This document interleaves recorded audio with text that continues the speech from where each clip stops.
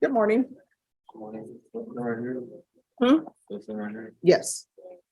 But you need to keep your voice up so I can hear you. All right, my understanding is that you want your curfew to be changed from 6 p.m. to 1 a.m. That's for work hours. What place is open till 1 a.m.? It's not that it's open till 1 a.m. It's that it closes on 11 to 12 sometimes, and it takes about an hour to an hour and a half to close. 2023 hours, 6, 7. Okay. All right, and Today. do you Yeah, have Let me. proof of your work hours? I'm not good at. Yeah, only have a job offer letter that was sent by the manager. All right, can I see someone from the state criminal trial division? Yes, sir.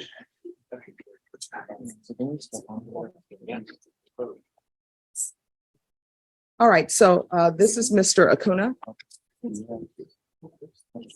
and he's requesting that his curfew be changed from 6 p.m. to 1 a.m. for employment. He says that he would be working at a restaurant and they close at 11. But he's currently on GPS. No, they haven't been able to put GPS on him because he's on the wait list. And I know that when I place people on GPS, there's a reason. And I'm sure it's because you're young and you have this evading case. So have you looked into any other employment? Why not? That was gonna be a quick process, and I've always been working there for like 3 years. We're trying to track here. In the middle of trying to I track tried to now. get the job back good, get started, pay my bills. All right, I'm going to tell you what I need from your employer. I'm going to need a detailed work schedule. And I know that sometimes when you're working, the schedule comes out on a specific date. Sometimes people ask you to work. You don't know what your work schedule is going to be. But I can't have you out and about from 6 p.m. to 1 a.m. and I don't know you're actually at work. So in order for me to even consider it, I'm going to need a detailed letter from your employer. So it'd be like a. And what you're going to have to get is you're going to have to get a letter from your employer. Your employer is going to have to give the court your work schedule. And it's going to have to show what times they're expecting you to work. And in that letter, they're going to have to tell the court why you would need to be there till 1 a.m. But if I were you, That means you dismiss her. I would try to see if they can put you on a morning shift or a midday shift. You know what? And I know people think when I put people on GPS, it's a hassle, and it is a hassle. But you can unfold your arms. But the reason why you're on GPS is because you're young and you've been doing inappropriate things, I think it is family wise. and it needs to stop. But And what I've discovered is when I put young people on GPS and I give them structure, they don't get into any more trouble. They're not hanging out with their friends. They're not doing things that would put them or other people in harm's way. You understand? And so the reason why you have your 6 p.m. curfew is because of you. But if you really want me to truly consider extending your curfew hours for work, I'm going to need a detailed work schedule from your employer. And if you would like to, your employer can Zoom in, or you can bring your employer with you to talk to me, and I will get a schedule from him. All right, do you have any questions? No, that's pretty much it. All right, have you been UA'd? When's the last time you had a UA? Before getting locked up, like January. So you haven't had a UA since January? All right, if you're drug tested today, what are the results going to be? Positive, like clean. Oh, you mean clean? Yeah. When we say positive here, that's a bad thing. Yeah, no, negative. This is the one time positive is a bad thing. All right. Probation, I need a UA for Mr. Acuna. He said he hasn't received a UA since January. All right, so we're going to do a UA today, okay? Just have a seat in the courtroom. Do you need any water? Yeah, That's yes. yes. And again, I say that to you because let me just tell you a personal story about me. When I went to see a doctor for a checkup, I think I may have been maybe 4 years old. And the doctor was asking me questions and I said, yeah. My mom was so embarrassed. Afterwards, she said, Stephanie, it's either yes or no. It's not yeah, it's not uh-huh. So it's yes or no, not yeah or uh-huh, okay? All right, so just have a seat on the front row and we'll get our UA today.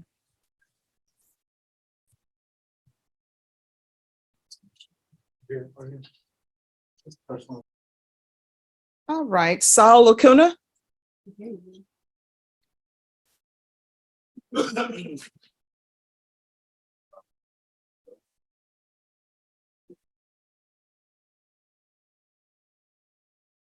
Hello, how are you doing today? Good, and you? Oh, I'm doing great. Why do you think you're here?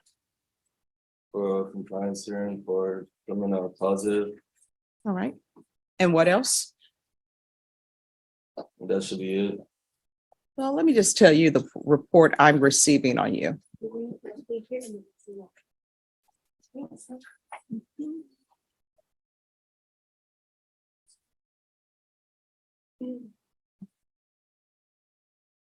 All right, and this is what the probation officer is saying to me about you. And how old are you? 20. All right, you're 20. Since obtaining the probationer's case, when they say probationer, they're talking about you. He has shown zero to very minimal effort regarding his probation. The probationer has had issues reporting on time, reporting for field visits, testing positive for cocaine and meth, and enrolling or providing proof of employment for any remaining court-ordered programs. The probationer and I have had several discussions regarding his actions and how or what we can do to get back on track, really stressing the small actions, such as simply calling this probation officer within 24 hours after an attempted field visit or taking accountability for his action. The probationer appears to continue to struggle to grasp the severity of his circumstances and what he can do to grow and move forward with his life and the lessons he can learn on his probation path.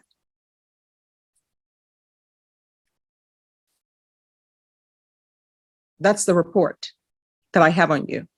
The report tells me you are doing nothing, zero, nada. Why are you doing nothing on this probation in this court other than using drugs? I have attended 2 out of the 4 classes, and we have had No, they say you don't even call in. probably when they come for a field visit. Yeah, they say you're not doing the simplest of things. And what I can tell you is you've had 3 motions to revoke in this court. So, and I know that each time you came before me, I've told you that you're looking at up to 10 years in the prison. Deputy Laura, could you do me a favor? Could you place the handcuffs on him, please? Each time you come before me, I know I've told you you're looking at doing 10 years in prison. Obviously, your mother is not laying down the law with you at home. They say that you keep saying that you work with your mom, but you don't provide any proof. I can tell you right now, I'm not going to allow you to work with your mom because I don't know if your mom is actually having you work with her. So you're going to ISF. And the reason why I'm sending you to ISF is because you need an attitude adjustment. You understand? Now, if you don't want to sign to go to ISF, you don't have to sign for it. What will end up happening is a motion to revoke will be filed. So which would you prefer? ISF, Your Honor. All right. So he wants to go to ISF, and if you could put him in ISF cognitive. Your Honor, So we, the recommendation was for local ISF. Okay, He did complete the state ISF. okay. Are you, Well, wanted to if go the ahead and go with recommendation the is local, we can go with the local. Okay. Has he been drug tested? he's on a drug patch, Your Honor. All right. All right, so you're gonna go to local ISF. This is the last time we're gonna have this conversation with you following rules. Obviously, your mom is not laying down the law with you, so you are not going to be allowed to work with your mom. You're gonna have to get a job with a different employer, because if you get a job with a different employer, that employer, if you don't report, they're not going to pay you. They're not going to call the court and say, oh yeah, he reported for work if you did not. Do you understand? Yes, Your Honor. All right. Do you want to go to prison? No, Your Honor. All right. If you want to go to prison, I will get an attorney appointed to you and you can go to prison and I'll send you to prison. How old are you? 20 years old. All right. You're 20. You're going to have to start doing better. Do you have children? No. That's a good thing. Probation, this is serious, and I hope I'm getting your attention because we're not going to have a conversation again where you're not doing anything. You understand? Yes, Your Honor. Now, is there anything else you need to be successful on this probation? No, it shouldn't be. All right. Do not come back here again where you are not doing anything. You understand? Yes, Your Honor. I keep an open mind on everything, but we are not going to have any more compliance hearings with you. If I get a report and it appears that everything is in order, a motion to revoke is going to be filed. When a motion to revoke is filed, what ends up happening is a warrant is issued for your arrest and you will be picked up wherever you may be. You could be at the grocery store in the middle of checking out or have already checked out. You know what's going to happen? Those groceries are going to be put to the side and they're going to take you to jail. If you are at home, they're going to pick you up and take you to jail. If you're in the middle of watching a movie and you're at the part where they're about to solve everything, guess what? If they pick you up during that time, you're going to miss what happens. Do you understand? Yes, Your Honor.